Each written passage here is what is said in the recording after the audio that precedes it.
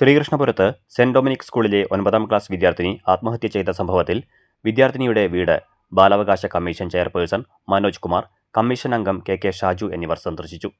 തുടർന്ന് സ്കൂളിലെത്തിയ കമ്മീഷൻ അംഗങ്ങൾ സ്കൂൾ അധികൃതരുമായും സംസാരിച്ചു. മരണപ്പെട്ട കുട്ടിയുടെ സഹപാഠികൾക്ക് കൃത്യമായി കൗൺസിലിംഗ് നൽകുന്നതിനുള്ള നിർദ്ദേശം നൽകി.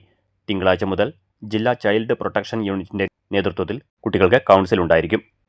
അന്വേഷണം നടത്തി വിട്ടുവീഴ്ചകളില്ലാതെ കൃത്യമായ നടപടികൾ ഉണ്ടാകണമെന്ന് പോലീസ് ഉദ്യോഗസ്ഥർക്ക് നിർദ്ദേശം നൽകിയിട്ടുണ്ടെന്നും ഇതിൽ കമ്മീഷന്റെ തുടർ നിരീക്ഷണം ഉണ്ടാകുമെന്നും കൂടാതെ പോലീസിനോടും ജില്ലാ ചൈൽഡ് പ്രൊട്ടക്ഷൻ യൂണിറ്റിനോടും സ്കൂൾ അധികൃതരോടും വിശദമായ റിപ്പോർട്ട് സമർപ്പിക്കണമെന്ന നിർദ്ദേശവും നൽകിയിട്ടുണ്ടെന്നും ചെയർപേഴ്സൺ മനോജ് കുമാറും കമ്മീഷൻ അംഗം കെ ഷാജുവും കൂട്ടിച്ചേർത്തു.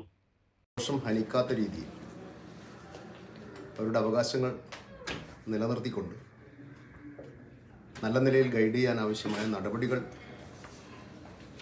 സ്കൂളിൻ്റെ ഭാഗത്തുനിന്നുണ്ടാവണം. കുട്ടികൾക്ക് കൗൺസിലിംഗ് നൽകാൻ ആവശ്യമായ നടപടികൾ ഉണ്ടാവണം. പ്രത്യേകിച്ച് ആ കുട്ടിയുടെ ക്ലാസ്മേറ്റ്സിന്, ഇപ്പം ബസ്സിൽ സഞ്ചരിക്കുന്ന കുട്ടികൾക്കും ശരിയായ രീതിയിലുള്ള കൗൺസിലിംഗ് നൽകാനും കുട്ടികളെ ട്രോമയിൽ നിന്ന് മാറ്റിയെടുക്കാനുള്ള നടപടികളും സ്വീകരിക്കണമെന്ന് പറഞ്ഞിട്ടുണ്ട്.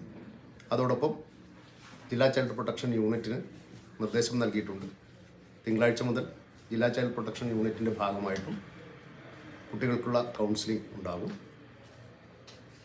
പോലീസിൻ്റെ ഉയർന്ന ഉദ്യോഗസ്ഥരുമായിട്ടും ഇപ്പോഴും മീറ്റിംഗ് നടത്തിയിട്ടുണ്ട്. കൃത്യമായ നടപടികൾ ഈ കാര്യത്തിൽ ഉണ്ടാവണമെന്നും ഒരു വിട്ടുവീഴ്ചയും ഈ കാര്യത്തിൽ ഉണ്ടാവരുത് എന്നുമുള്ള നിർദ്ദേശം നൽകിയിട്ടുണ്ട്.